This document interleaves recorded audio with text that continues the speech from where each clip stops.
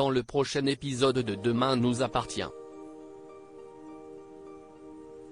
Tandis qu'une fusillade éclate au commissariat de Sète, Fleur décide d'aider son fils. Capture d'écran TF1. Attention, les paragraphes qui suivent contiennent des spoilers sur l'épisode de Demain nous appartient diffusé lundi soir sur TF1.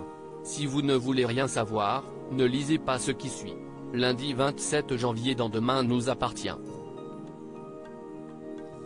Une fusillade éclate au commissariat de Sarah. Georges, Martin et Aurore sont à l'extérieur du commissariat lorsqu'un homme débarque sur une moto armé d'un fusil mitrailleur et fait feu sur tout ce qui bouge.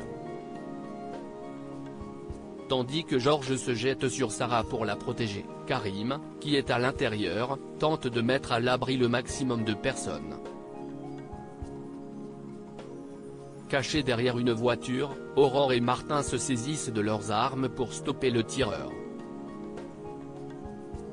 Alors qu'Aurore presse la détente, Martin est paralysé par une forte douleur à l'oreille à la suite de la détonation et le motard en profite pour prendre la fuite.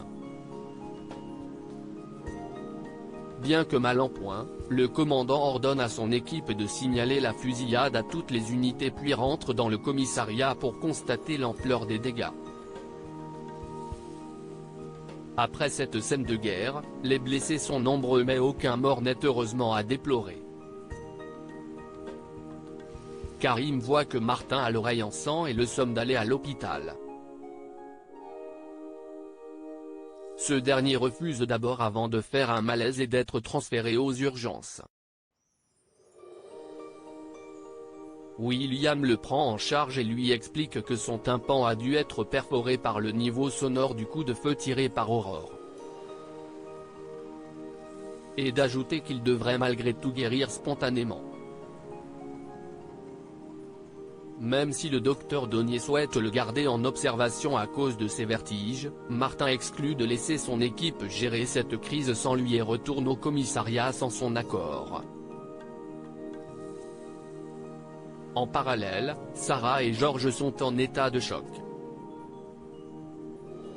Pendant que la jeune policière cherche désespérément à se souvenir de la procédure à suivre en cas de terrorisme, Georges semble quant à lui être traumatisé et lui demande d'attendre les instructions. Mais Sarah est pétrifiée à l'idée que le motard revienne pour s'en prendre une nouvelle fois à eux et elle remercie sincèrement son collègue de lui avoir sauvé la vie. De retour au commissariat, les policiers n'ont aucun élément leur permettant d'identifier l'auteur de l'assaut. Comme personne n'a encore revendiqué l'attaque, Aurore estime qu'il est peu probable qu'il s'agisse d'un attentat puisque le tireur n'a tué personne et qu'il visait en l'air. Au même moment, Georges arrive avec les douilles retrouvées sur le lieu de la fusillade par la PTS et chacune d'elles porte le message « Le pire est à venir ». Fleur décide d'aider son fils est au plus mal et réclame à pouvoir consulter un médecin. L'infirmerie étant réservée aux prisonniers sérieusement malades, le policier juge que le stress est l'unique raison de son état et il lui conseille de s'alimenter pour aller mieux. Plus tard, Virginie se rend à la prison pour préparer la défense de son client. Bart, qui n'a pas envie de se battre, réitère son envie de payer pour la mort d'Arnaud. Mais lorsque Virginie précise qu'il sera entendu par un magistrat jeudi et qu'il pourrait être libéré à la fin de la semaine avec les bons arguments, l'adolescent semble finalement enclin à collaborer. Pendant ce temps, Fleur confie à Chloé qu'elle a des nouvelles de son fils par l'intermédiaire de son avocate et admet qu'elle s'inquiète pour lui. Tandis que son amie l'interroge pour savoir si elle a l'intention de lui rendre visite, Fleur, qui aime Bart plus que tout, voudrait parvenir à accepter la situation mais n'y parvient pas pour le moment. Elle exprime sa peur de le voir et de lui dire des choses atroces qu'elle pourrait regretter mais Chloé lui fait comprendre qu'il a peut-être besoin de les entendre. En fin de journée, Virginie annonce à Fleur qu'elle a bon espoir que le juge accorde une liberté conditionnelle à Bart. Pour réduire au maximum sa peine de prison, l'avocate suggère de faire valoir les circonstances atténuantes du jeune homme tout en chargeant Arnaud.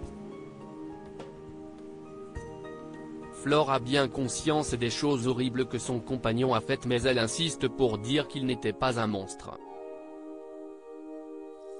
Seulement, Virginie affirme que c'est l'image qu'ils vont devoir donner de lui pour sauver son fils et que cette stratégie aura plus de chances d'aboutir si elle va dans son sens. Flore comprend alors qu'il ne s'agira pas uniquement du procès de Bart mais également de celui de Molina. Dans la mesure où ce dernier est mort désormais, elle doit penser à son fils et promet d'aider l'avocate.